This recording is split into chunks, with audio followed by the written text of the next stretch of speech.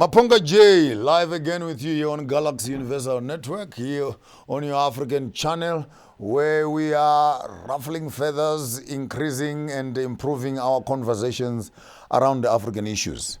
And on Sankofa, what is most important is for us to begin to respect our history, understand our contemporary politics, as we are rewriting a new narrative for our children and the African politics. I'm excited to be part of this program because we are not only looking at our history, but we're also interrogating present African governments, present economic systems in the continent and beyond, internal policies, external politics. I want us to look at our agricultural issues, political issues, economic issues, academic issues, and how all these things are panning them out into the greater space of the African independence. Please quote on that, independence, because many of our African countries in the midst of gathering and celebrating our independence, we are only celebrating a flag. And a flag, a piece of cloth that hangs in front of our governments. But when it comes to the ins and outs of making that independence practical, a woman staying in the downtown of Kenya, a woman staying in the downtown of Tanzania and Sudan, a woman staying downtown Namibia and in Soweto and in Alexandra and in Mlazi in South Africa. I want us to ask a very honest question. Ever since Africa became independent, has their lives changed? And if they have not changed, are our political leaders honest in terms of us putting a system together that can begin to interrogate the colonial system and do practical changes? Because it looks like our independence is only political slogans of shouting and words that are being spoken without a practical implementation of all those strategies. And for tonight, I want us to go on an eagle view of the African continent on the first segment. Second segment, we're going to be looking at the roots of colonialism. And the last segment, I want us to zoom into particularly on the Zimbabwean story. But we are using Zimbabwe as a rebellious country against European systems and how they have suffered for that. And in the backdrop of that, I want all other African countries to look at what happened to Zimbabwe. And if all African countries can go the route of Zimbabwe, maybe our fate will be the same. Maybe it will be different. So I could not find a better guest for us tonight, but my honorable, beloved brother and friend, Rutendo Benson Matinyarare. And show some love, show some love, please. Tell the people who you are and what you are, where you are, why you are, how you are, when you are, which you are, and just tell people what are you, who is Benson? We have seen a couple of videos around there, Benson burning buildings and throwing bombs into people's buildings. Who is Benson? I'm actually going to say, I am you. Rutendo is you. And I'm actually going to throw away this name, Benson. Okay. I'm going to be using Rutendo, and I'm going to use my grandfather's name, Bereza. Bereza. Yes, because what does Benson mean? Some colonial name. This is the very same thing that Sankara was asking, that how can you be liberated people when the food that is on your table is coming from France or is coming from China?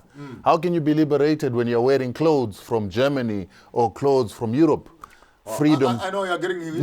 Please, just introduce us yourself first. Introduce us. Who is Benson? Who is Benson? Let's start there. Rutendo Bereza Matinyarare is a Zimbabwean. My profession is I'm a marketing consultant. I studied marketing, brand management, and that kind of thing. And so I've got a marketing consultancy. I have also got a company that, I've also got an NGO that is dealing with the issue of sanctions in Zimbabwe. The psychology behind that is that as Zimbabweans, as Africans, we've always been created to work for the white agenda, for the European agenda. Our education is Europeanized. Every single role that we play is to advance white supremacy, is to advance European control of the African continent. And so I decided that I'm going to begin to use my qualifications for the advancement of Africa. And I'm ready. It's me and you. And the advancement of Africa starts with my own country. Your own country. I cannot... Take us through a quick rundown. We don't have much time, and I want us to maximize as much as we can. Allow me to put a USB cable in your head and then we can put it on the channel, and the 65 million viewers that are out there can actually begin to say at the end of this show, this is what we had. Take us through a quick rundown of your view of the African terrain. Who is Al-Kebulam? Who is Africa? Who is Kush? Who is an African when you are looking at it from an eagle's view? What do you see as Africa? Africa is the mother continent. It is the origin of humanity. Africa is that continent that gave life to the rest of the world. And it is through Africa that the world is going to actually get redeemed. And when I say redeemed, I mean that if we look at what we are currently living by, Eurocentric death culture, where the technology we are producing, where the innovations we are producing, they are meant to bring an end to evolution instead of to evolve humanity, to prolong humanity. We are destroying life, we're destroying our ecosystem. By so doing, we're destroying humanity and taking it towards extinction through the Eurocentric and the Sinocentric lifestyles that we're living by. And in the shadows is Africa. Nobody talks about Africa, everybody ignores Africa. But within Africa is the DNA of life that is actually going to redeem the world from the current crash trajectory and death trajectory that the world is on. So that's my definition. When the European came to Africa, what was he looking for? He was running away from Europe. He was running away from poverty. He was running away from death, sickness, and war. Because this European enlightenment, which I sometimes think is a demonic enlightenment, started to get him to create things that started to create death. He started innovating. His innovations were using resources. They were sucking resources. They were depleting resources. They killed and ate all their animals. They began to build technologies, industrialization. It polluted their rivers, it polluted their soils, it polluted their bodies. You can't drink water in the Thames, by the way. No. I lived in London for some time. This is one of the most polluted rivers. There's a time that they actually used to make a joke that if you fell in the Thames, you'd actually rot to death before you got out of the water. And so they created death. And when that death came, when they couldn't drink the water, when the soil couldn't grow food anymore, when the soils were exhausted, when the air was polluted, it caused them to go to war. And they began to kill each other, murder each other in the biggest wars that you can trace, European wars, all the way back from even before the Dark Age ended. And because of the Charlemagne's, the Napoleonic Wars, yes, the Punic Wars, the Germanic Wars, or what you call the 60-year war, all those were wars in which Europeans were fighting for resources. And when they left Europe, when the Pope decided to create a decree, this law of discovery in 1455, it was a way of saying, go out, stop fighting, stop killing each other. There's more outside. There's more outside. Go and discover new lands. Go and populate those new lands. Stop being overcrowded. And try and see if you can't create a new life or new lands, unpolluted lands, so that you can have life. While you're on that, I want us to do a small little short clip on President Ramaphosa in South Africa, making his commentaries about how the British people who came to Zimbabwe have polluted the country, and his voice in terms of the South African government making a statement for the removal of the sanctions of on the Zimbabwean government. So just take some few minutes off and let's listen to that video clip. And I would want you to move over to the next level. When they came in here, how deep did they sink their roots? So that by the time we're beginning to talk about sanctions, we're beginning to talk about liberation of Africans, how deep are the colonial roots in the African continent? Let's just take a look at this clip. The Zimbabwe challenge is a major one, not only for Zimbabwe, but for Southern Africa and indeed for Africa. Zimbabwe has emerged from a very difficult political situation, and they've now held their recent elections, which went well, but they still have sanctions that many countries around the world have imposed on them. We've been some of those who've been calling on the world to relax the sanctions or lift the sanctions altogether so that Zimbabwe can begin to operate in an economic manner with the capabilities that it has. They are currently facing serious economic challenges, and they can be assisted by the world if those sanctions are lifted. But at the same time, yes, they are having discussions with us as South Africa about the economic challenges that they're facing. We are involved in serious discussions to see how best any form of assistance can be made available to Zimbabwe. We have not yet reached conclusion. We've had the Minister of Finance on our side and the Governor of the Central Bank getting involved in their counterparts on the Zimbabwean side. And President Mnangagwa and myself will meet at a later stage to see what is possible. I'm not able to say whether, the change of their monetary currency would be the silver bullet that they need or not. It is something that they themselves will need to consider, because they did change their monetary currency and dollarized it, and that may or may not be working so well for them. So those are some of the issues that we need to consider. As you hear from the Honorable President of South Africa talking about the lifting of the sanctions in Zimbabwe, Zimbabwe is not just one problem. Zimbabwe represents the entire African continent. Back to our guest, Honorable Rutendo. When you look at the African terrain and the impact of colonialism on the African continent, how big is the damage?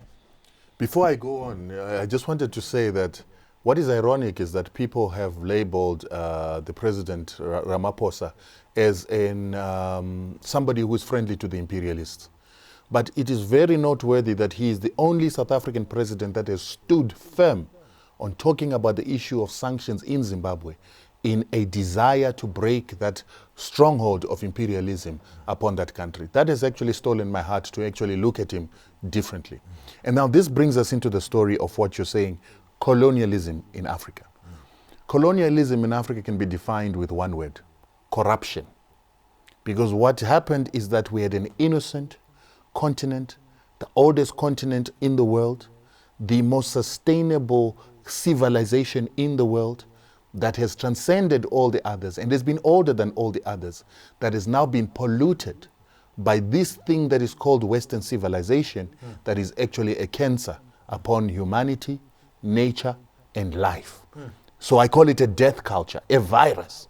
Because if you look, that when the Europeans got here, they found pristine waters. Clean waters. Clean soil. We drink from rivers. We from drank wells. I mean, look now, they're putting toxic waste in our mines, polluting the water table. The fountains down the road is now toxic uranium and toxic cyanide, toxic mercury. And man, who does that? Now, the damage that these people have caused in just the last 100 years that they've been on this continent is more than the damage that Africans had caused on the continent for the millions of years that they've been in existence. My word. And this continent is being destroyed by this thing called Western civilization. The same thing that got run away from Europe. They ran away from the consequences of their civilization, which was pollution, wars, hunger, depletion of resources, death, overcrowding, and they brought the very same thing in sicknesses. They brought that to look Africa. at Sisi John Rhodes. I was reading the other day, the reason actually he came down was because of sickness. Of course. And if you remember, they wiped out the American Indian because of sickness and genocide. And they then occupied America and created it to be a white man's country. It's not a white man's country. It's a colony. I'll punch holes. And I want you to answer with like 1 minute to half a minute, because I want us to cover as much ground as possible. I want us to look at civilization, but classify it properly. Governance. Well, when you look at governance, Africa had governance that was able to allow them to not only regulate the people, but to live in their environment sustainably, that it was going to be productive, keep people alive, but be able to nurture life into perpetuity. Right now, we've got a governance system that makes us look like we're productive, but we're eating into our children's futures. And I can bet you that with the current trajectory, we probably will not even do another century if we don't annihilate ourselves with nuclear war or pollution. Wow. Number 2, education. The education is miseducation. The African has been indoctrinated to abuse himself, exploit himself, and transfer the wealth of this continent to Europe.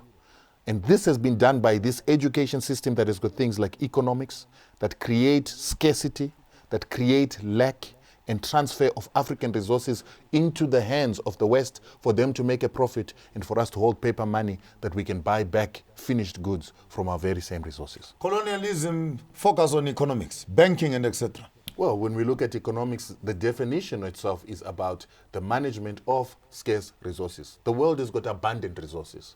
They are not scarce, but they are made scarce by this very same Eurocentric system that created this study that takes resources, puts them into the hands of a few corporations or what we call fixing companies. The bullion, the platinum is sold on the London Bullion Exchange. It is then controlled and regulated by people who don't produce gold, and it is regulated and controlled by people who are not the biggest buyers of gold. That's economics. Then the economic system of accounting. We account using a double entry system in a multi-extraction system from the economy. So we do not calculate the true cost of what we're extracting from nature, what we're extracting from humanity, and then what we are making at the end of the day and how it impacts to humanity and whether it makes value for humanity. So that is a corrupt system that actually doesn't build value but destroys value. Agriculture. Wow. Now that's becoming... I know. I'll go to town. Go to It's town. a sad story. What Agriculture is... What is in our stomachs? The food that we're eating. Because the other day I put up a video and people got mad when I say Jesus did not die for the black man. And my illustration was that the crown that is on the heads of the African is European education. The nails that are in the hands is our labor in terms of how we're working. It's actually nailed on the cross. There's a sword that is on the stomach of the African that talks to our water and our food. There's another nail on our feet. That's migration, passports, and etc. So I want you to go to town on the stomach issues, agriculture and colonialism. The stomach issues talks to the very same issue that defines what is poverty in the world. The definition of poverty, according to the Eurocentric system, is that anybody with less than $1.90 a day is in poverty. And in Africa, people are able to feed themselves without $1.90. They are able to shelter themselves without $1.90. They're able to clothe themselves without $1.90. And so the African definition of poverty should actually be that the person who has got no factors of production to give themselves food, shelter, and clothing, that's a person who's impoverished, which is what they did when they came to Africa, is they created a system of impoverishment by taking the land, taking access to wild animals, putting hunting licenses and stopping people from hunting. That is the way they created colonialism, and it is also the way they created capitalism in Europe, by doing what is called primitive accumulation, taking resources or public resources, putting them into the hands of a few and depriving the majority so that they can only offer their labor to capital.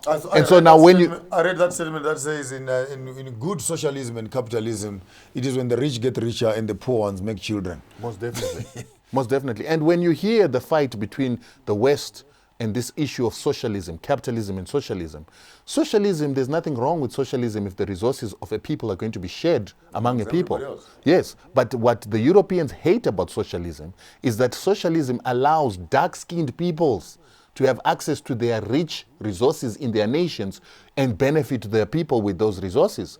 And they don't want that, so they are proponents of capitalism, which actually believes in taking resources of the rest of the world to put them into the hands of European nations and European peoples, white peoples, so that they can sustain their own people at the expense of everybody else. Take the cat out of the bag. Right. Are we eating food or eating plastic? We are not eating food. What and that's why we're What saying are that we eating, Mr. Matinyana? as part of this system of creating capitalism and colonialism, of taking away factors of production, they decided to destroy our food after taking our land. So now that we are awake, we are fighting for our land, and we want our land back, and we are taking our land back, they've decided to tamper with the food, create hybrids, eliminate organic seeds that grow on their own, that reproduce on their own, and create hybrids and GMOs that do not reproduce, and by so doing... What is the impact of that stuff in the body of a human being? First of all, let's talk about the impact on life itself, in the aspect that once you take away the reproductive capacity of a food, you are not able to reproduce food on your own. You become dependent on the person that has taken that seed and turned it into a hybrid that you must buy every single year. That's the very first point. The second point is that on a health basis, these hybrids are created with a greed-centric focus by biotech companies to force you to use their pesticides, to force you to use their fertilizers so that you can keep their tills ticking. And so now you've been deprived of the right to make food, and then the seeds that you're given to allow you to make food have to have pesticides, fertilizers, which makes them toxic. Can food be used as a biological warfare? Yes, it can be used as a biological weapon because a lot of the GMOs are already engineered to kill certain bacteria, certain pesticides, and certain parasites, and even birds and natural predators upon these crops. So there's an inbuilt genetic engineering to make them toxic and poisonous for predators. Now, those toxins can also then be engineered to target particular ethnicities, particular RNAs, and particular DNAs by putting RNA disruptors within those genetically modified foods. So they can actually target your RNA in your gut. When you eat the food. When you eat the food. You are being managed. Yes. And this is why some people are saying that one of the major reasons why we're having increases in autism ever since genetically modified foods came into effect and ever since the use of glyphosate or BT upon these crops has begun to influence some of these chickens are like 8 weeks. They inject those poor little birds for 8 weeks, and you buy chicken wings. One wonders, what are we eating exactly? The first thing with chicken is to identify that there's a problem with chicken is that for those of us who are old enough, we know that chicken doesn't taste like chicken anymore. No, it's plastic. Yes. When I go home, then mommy knows I'm home, and she kills a chicken. Hell no. I've been to Kentucky, I've been to KFC. Please pardon me, the owners of the brands. I've been to McDonald's. I've ordered baby chicken. I've eaten it. But what I eat there is piri piri, is the sauce. It's not the chicken. My mom does not need to put anything in that chicken. You just take the chicken, boil it, and put salt. And it's fine. And remember, not only Africans identifying these problems in this death system.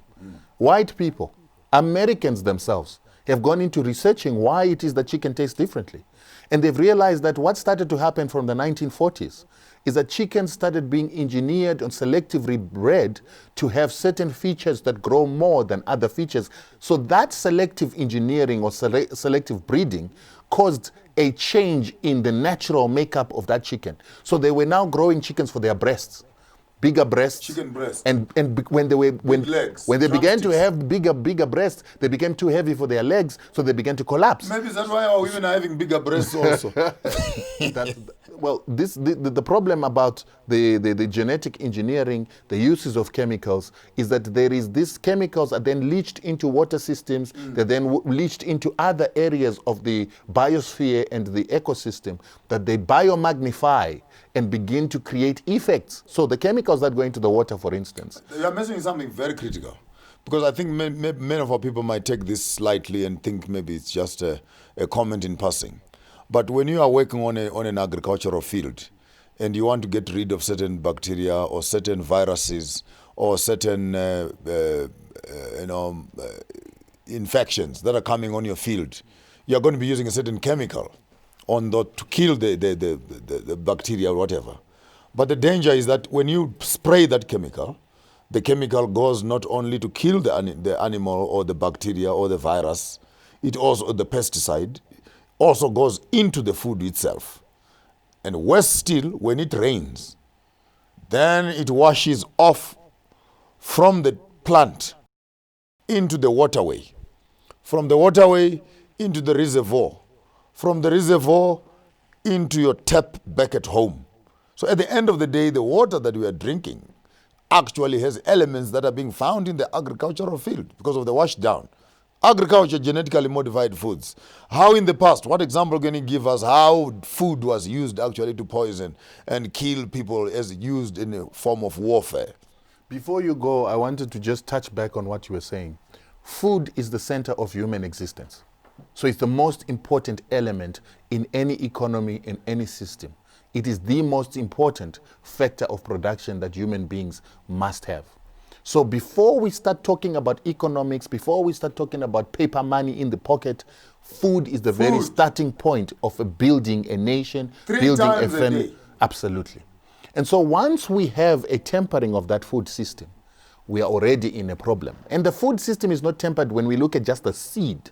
The food system is tempered by when you look at the ecosystem that allows a good soil, rich soil, and insects that are going to interact with that food to allow the pollination, to allow this food to grow. So the worms in the soil, the little bacteria in the soil, they're very important.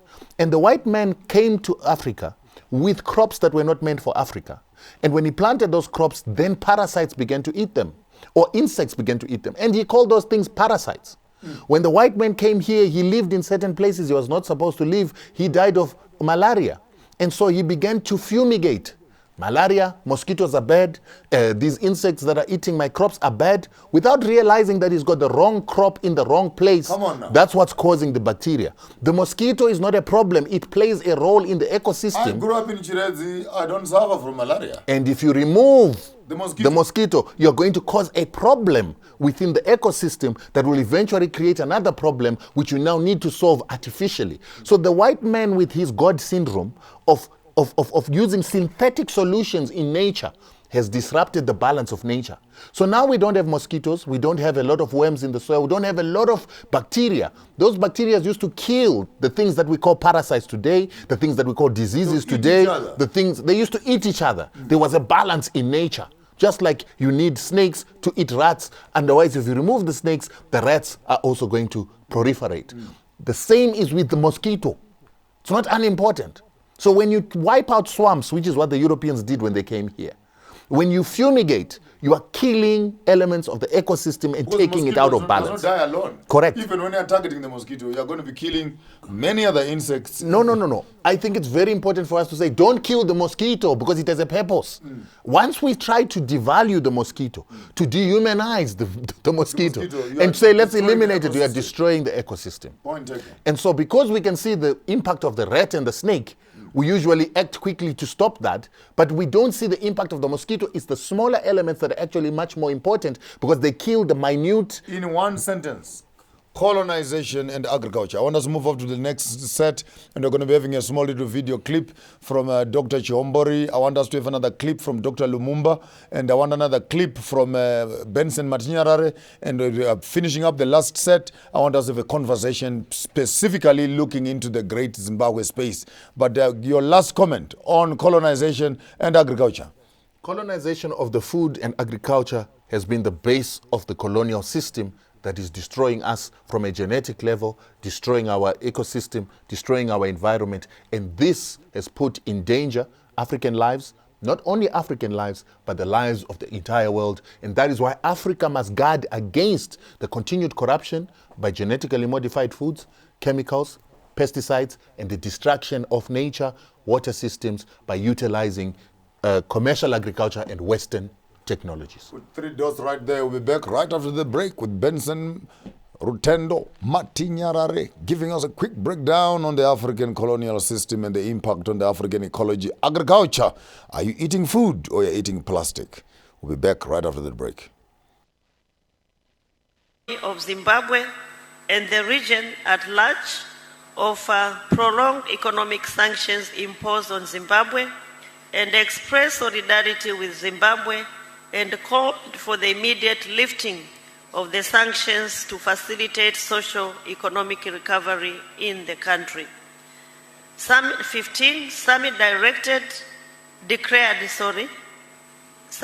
declared the 25th October as the date on which SADC member states can collectively voice their disapproval of the sanctions through various activities and platforms until such sanctions are lifted.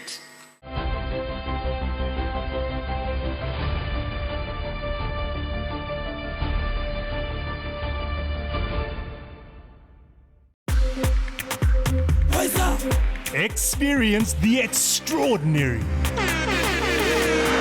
I like you, girl, in particular.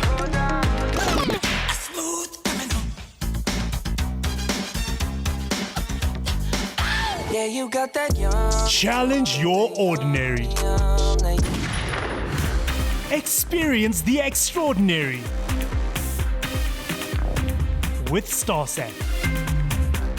The coronavirus outbreak. Experience the extraordinary. Tremendous waste and tremendous fraud. Mexico is, in fact, you will soon find out. It is a day to celebrate. We don't approve at all what's going on. Well, I don't know if it's necessarily unusual. Challenge your ordinary. Not only the government, the municipality here has had no plan. Experience the extraordinary with StarSat.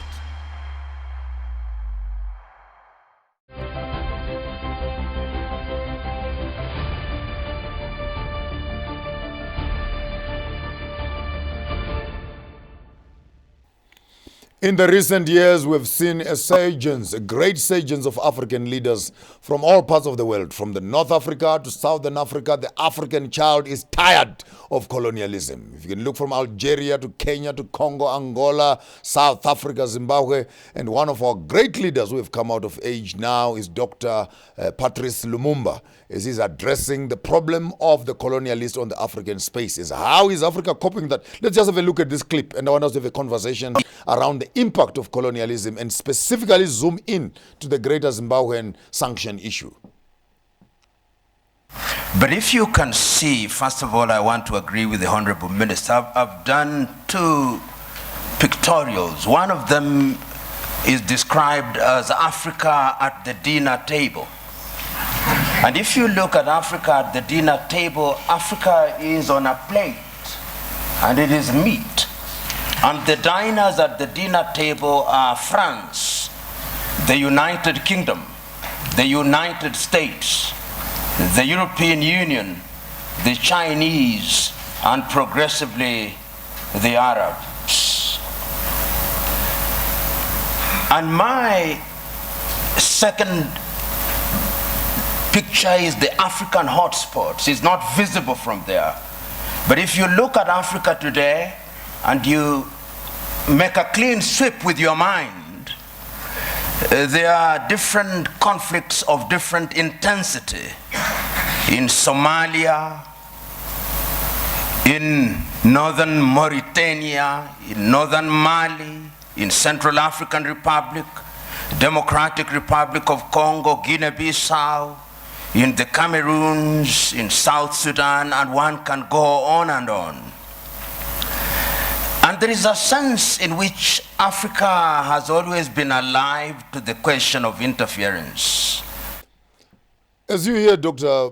Lumumba passing his remarks on Africa on the dinner table, I don't want to talk about Africa on the dinner table.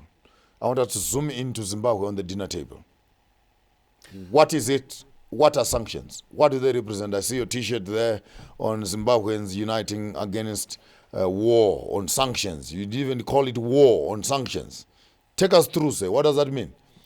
I think it's very important for us to say, as you were saying, that African youths are tired of colonialism. I actually think it's the opposite.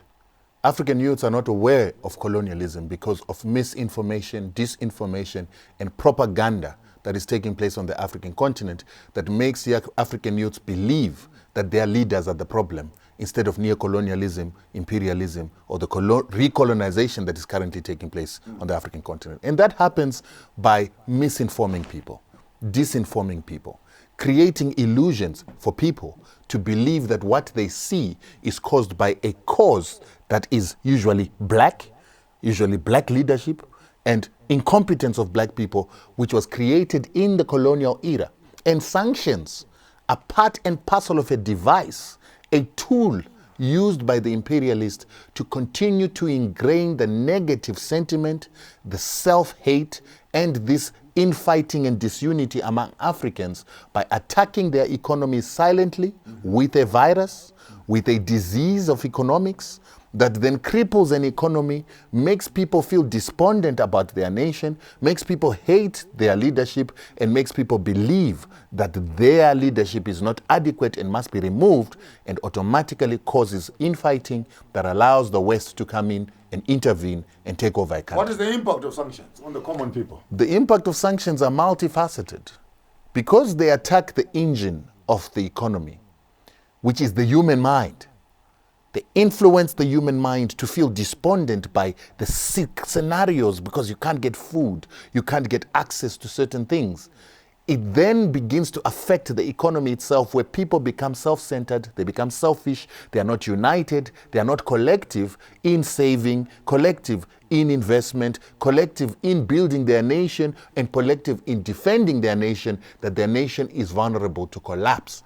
And all that is started by closing certain taps of the economy, by imposing sanctions and prohibitions on people's ability to trade with the rest of the world. What is the purpose? What is the purpose of a sanction?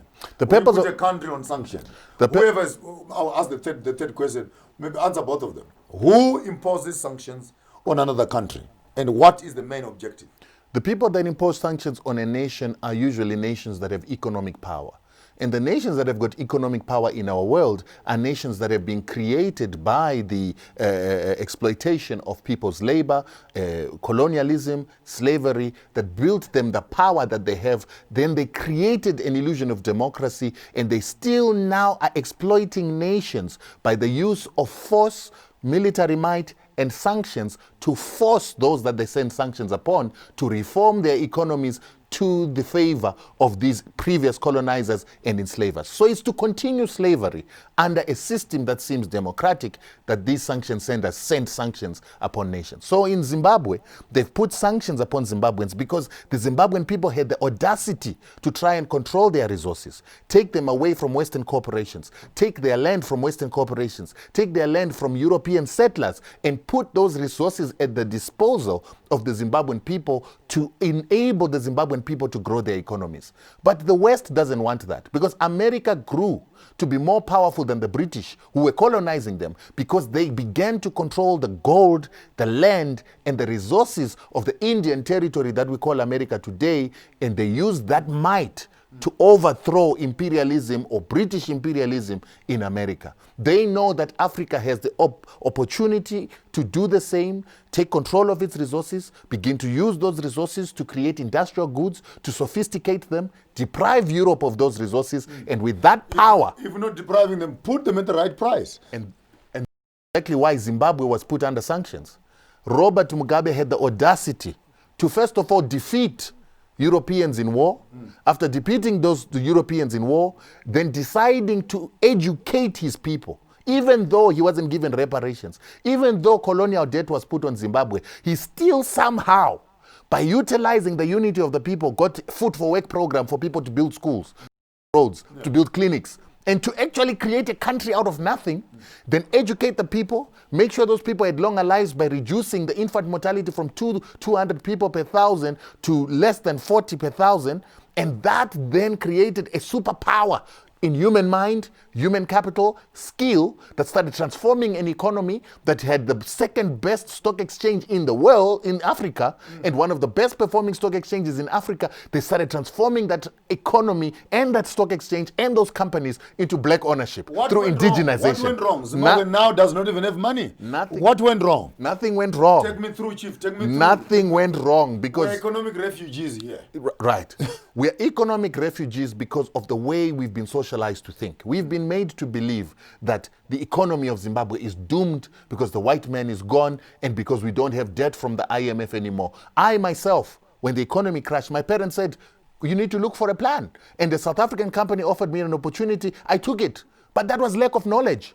Because what it is that the European came for in Africa was not paper money. They left paper money in Europe. They came for the gold. They came for the platinum. They came for the land. And they came for our labor. We have those factors still in Zimbabwe today, but we are not utilizing them. And the Zimbabwean government has created policies in which an ordinary Zimbabwean can have a claim for gold, can have a claim for chrome, can have a claim for any resource except for diamonds and platinum. And instead of us utilizing those things, utilizing our own labor, because we're educated to think that I need a job from a white man to earn paper money, while he is the one who controls the gold, who controls the land, and uses my labor, we are missing an opportunity. And by the time I started recognizing this, it took me 15 years to understand that the wealth of Zimbabwe is in Zimbabwe now. The gold, the land, the chrome, it's accessible to me now. But now, because I've created a life elsewhere, it's not easy to relocate. Because I didn't create the connections, the social capital within the Zimbabwean system, it's no longer just easy for me to go there because there's already an established ecosystem in which I'm not included because I was outside. So I now need to build bridges. I want to punch some few holes. If you had an opportunity of saying a statement to Donald Trump in one sentence. Well, Donald Trump is perpetuating a crime. You are talking to Donald Trump. Yes. Donald Trump, you are perpetuating a crime against humanity through the collective punishment of 17 million Zimbabweans through economic warfare that is illegal through the very same laws that were created by the United States when it created the UN Charter and created the Human Rights Declaration together with the institutions, the courts, and the multilateral institutions that says that all humanity shall be equal, no man shall oppress another, and decolonization shall be a thing of the past. So by instituting these sanctions, maintaining these sanctions, you are committing a crime against humanity, you're breaking international law, and you're dehumanizing the Zimbabwean people for Western and racial purposes. Send a message to the Queen of London and the British government. Same thing to the Queen of England. No, say it. The Queen of England is somebody that No, talk to her. The Queen of England, you are an immoral human being that created the colonial capitalist system that killed Africans and dehumanized Africans to take their resources for the enrichment of the British people by creating the impression that the British people were superior to Africans, bringing a corrupted system that has destroyed agriculture, polluted the land, destroyed lives, and has begun to create death not only for Africans, but the world at large. It is time that you denounce your system and begin to look at a humane way of developing the world by taking your cue from Africans that have been the biggest and oldest civilization. One statement. Africa Union. Africa Union, you need to stand up and take up your position. Africa is what is going to restore humanity. Africa is the hope of the world. Africa is what needs to take over, but it's not going to take over until you start taking leadership by denouncing Western death systems, Western death technologies, Western death ideologies, and starting to implement African ideologies which are supposed to lead humanity into evolution and sustainability of human life. Johnson, Sanofi's pharmaceutical companies. One statement for them. What are you saying to them? Close your doors. Close your doors. Because as long as you're producing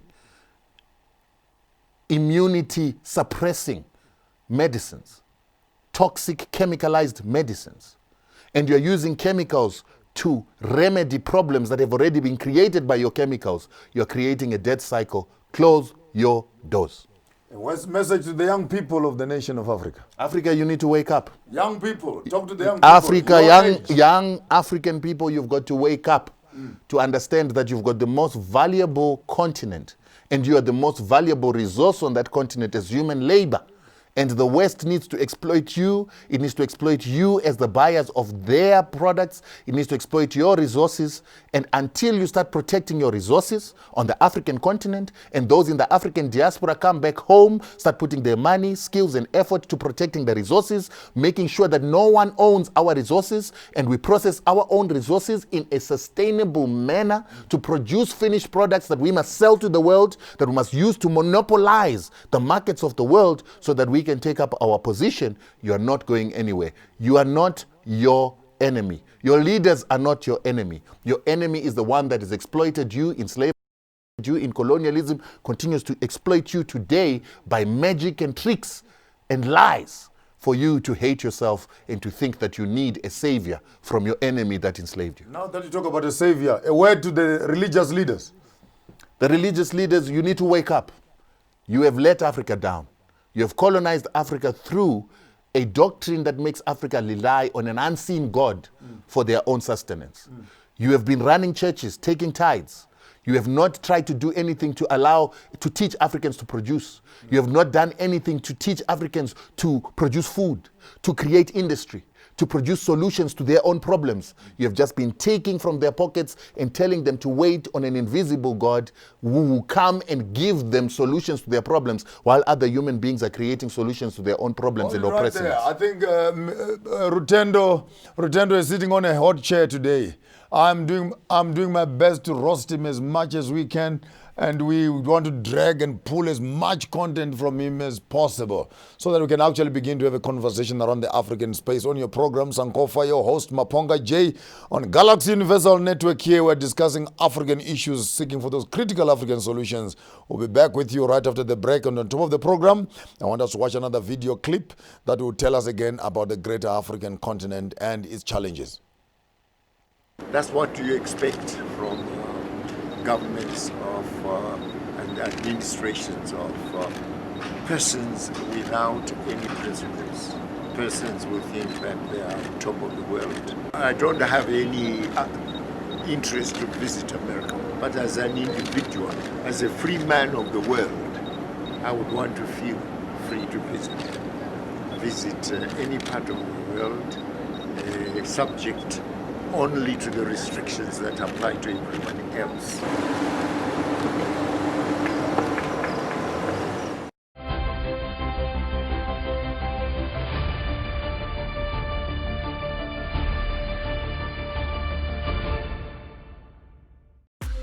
Experience the extraordinary. Feeling is there that, you're doing something special. Have you lost it? Move!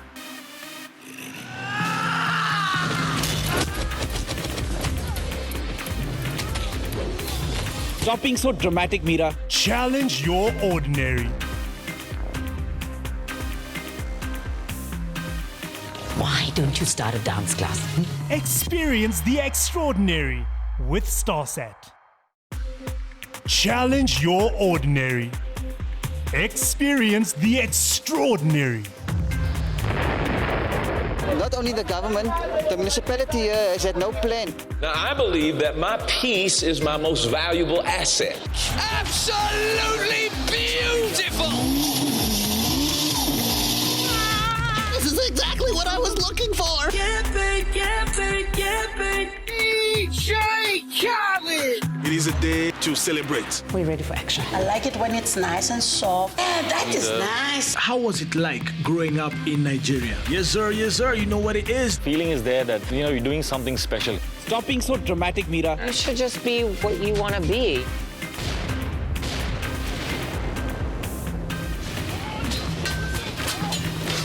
Experience the extraordinary with StarSat.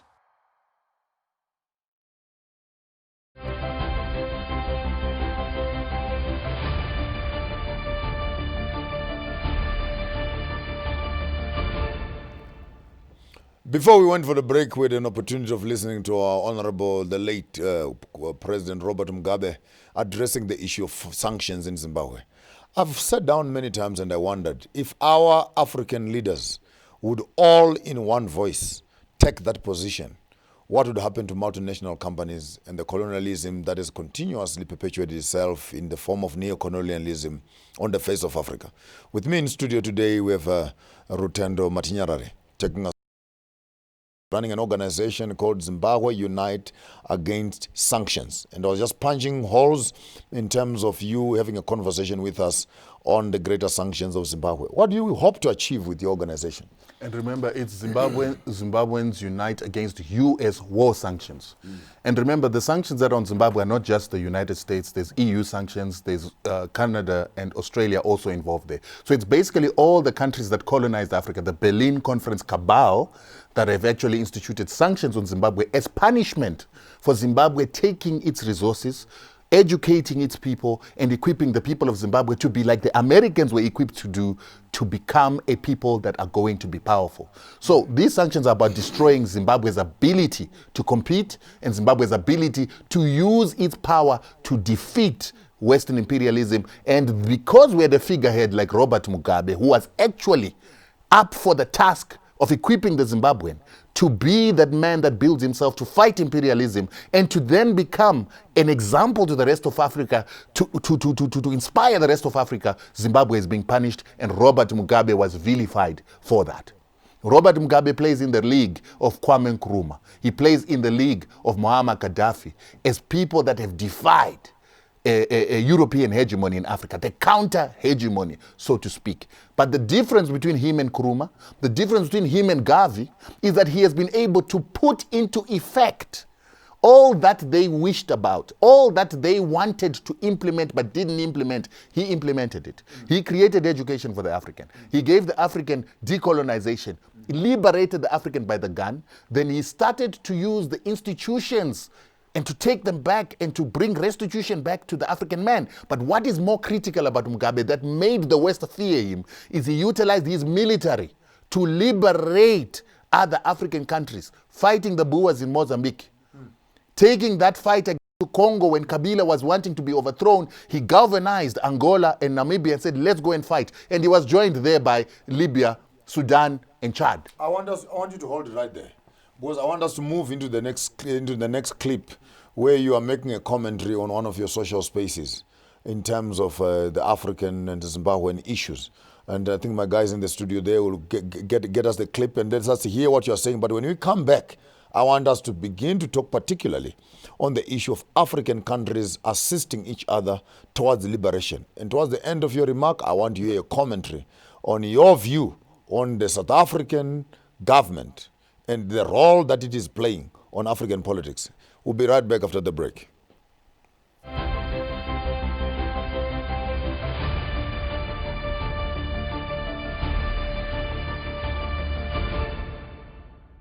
In front of a Zimbabwean flag vilifying the South African president. This woman stood in front of the flag of my nation as if she represents me. She stood in front of this flag as if she represents 16 million Zimbabweans that are suffering under sanctions. And she stood up in front of that flag and vilified the South African president for asking for the removal of sanctions in Zimbabwe. She spat in the face of the South African president for his hand to Zimbabwe. I would like to say right now that that woman does not represent me. That woman does not represent 16 million Zimbabweans. She does not represent the culture, Ubuntu of the Zimbabwean people. In my culture, when your neighbor stands up with you to put out the fire in your home, when your neighbor stands up with you to fight the enemy that's at your gates, we are thankful. We are grateful. We are grateful. Thank you, Mr. President. Thank you, Mr. Ramaphosa, for accepting and acknowledging that there are sanctions in Zimbabwe, and there have been sanctions for the past 18 years, and those sanctions must be removed. Thank you for allowing Zimbabweans to come into South Africa at a time where we needed shelter from the war that has been taking place in our own country. Thank you, Mr. President, and the people of South Africa, and the ANC for giving us this opportunity to be able to recover from a warfare that has been taking place. Thank you for finally acknowledging this warfare. It is sad that it took you 18 years to accept this, but thank you for accepting. I listened to one of your clips of late where you were addressing the greater South African government and their involvement. And I like the part. And I think South Africa must not be chicken out of being a big brother. Let's give them credit. Muscle-wise, financial-wise, population-wise, 52 million in the South. That's a huge population. And we have a big brother in Nigeria, 200 and something million, and etc. And how do you see the big brother playing their politics on the greater South? And also reflect for me how the South African liberation comes into place.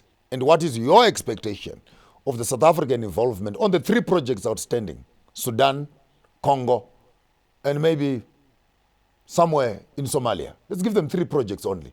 Other African countries and Zimbabwe that are still struggling in battle, because we understand what African countries did towards the liberation of South Africa. And I want you, at the end of your remark, I want you to have a recommendation Africa must do in response to African countries that are still going through moments of turmoil and war. One of the biggest problems is I think that South Africa has been given a pedestal that it doesn't deserve. They have not earned the right to be a big brother. They have not come in to show the responsibility that was shown by other countries that led as big brothers in the region before. Come on. Or when we look at what it is that Zambia did for Zimbabwe, it did for the liberation of South Africa. When you look at Mozambique and what it did for... Zuma was in Zambia.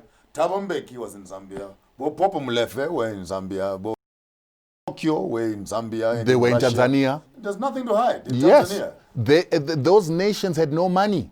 They had no resources. But they had been destroyed by colonialism, but they played a big brother's role to ensure that the whole of Southern Africa was freed. South Africa has not played any such role. Because the moment that South Africa got independence, and remember, South Africa's independence got achieved at a higher cost than any other country in Africa. South Africa made sure that the apartheid government made sure that it destabilized the entire region, fought our governments, crippled their economies. They bombed Harare. They bombed Bulawayo. Yes. They bombed Swaziland. They bombed Mozambique. They went to war and killed hundreds of people in Angola.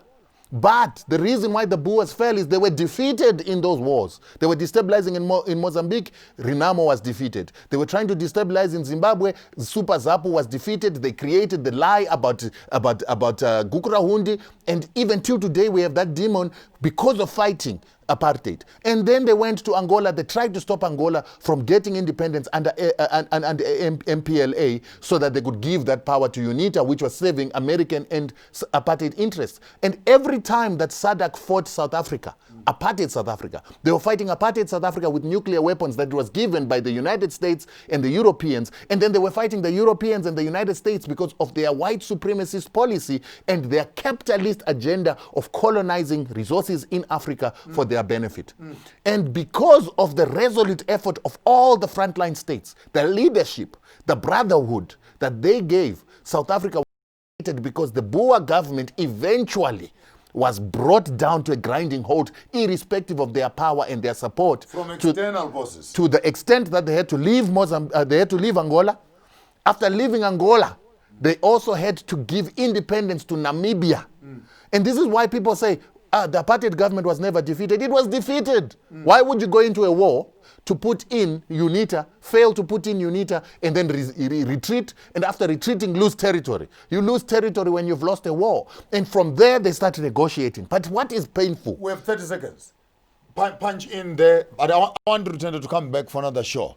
I want to give you another full hour. In 30 seconds, give us your final punching holes into the liberation of the African continent. What must we do as Africa? Liberation of the African continent is going to take unity.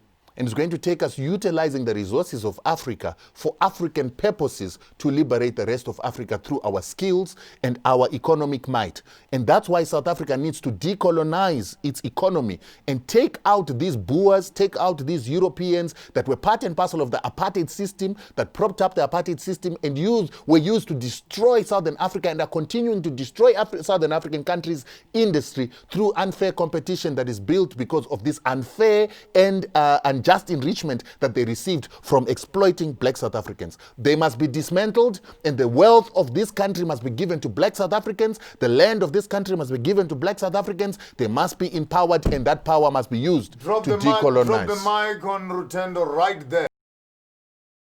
J on your program Sankofa. You can hear his fire, young, powerful lion of the continent, giving us lots of future and hope that Africa is not yet lost. Sankofa is your program. My name is Maponga J. Chigarambo Garamashamba Huda. Chiranawa newe wanjima kumbe mwana musende we shano wanachigarama uke matanda novora. Chiranawa newe wanji tisu chibwe chiteza chino kwigwa na mango walipedo wanitamba nacho. We'll meet you also until we meet you again here on your program Sankofa. Thank you for giving us access into your lounge. I'm very hopeful for Uganda's future. I know that regardless of the oppression, I know that no matter how many people are tortured, imprisoned, or even killed, I know that freedom will come to Uganda someday.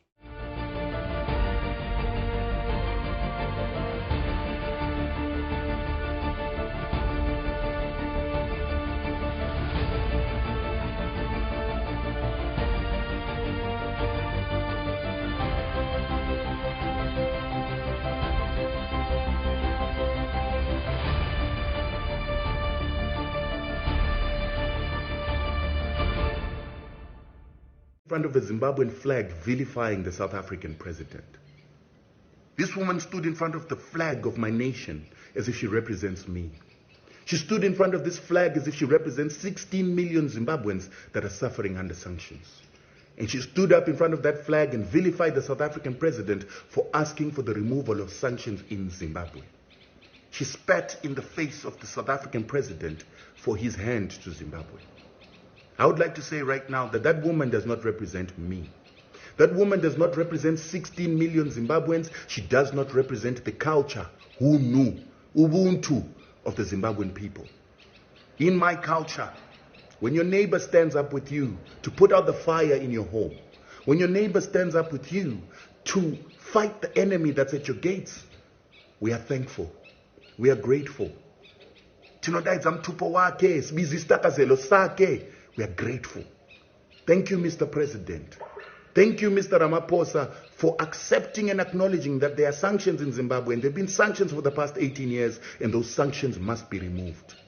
Thank you for allowing Zimbabweans to come into South Africa at a time where we needed shelter from the war that has been taking place in our own country. Thank you, Mr. President, and the people of South Africa and the ANC for giving us this opportunity to be able to recover from a warfare that has been taking place. Thank you for finally acknowledging this warfare.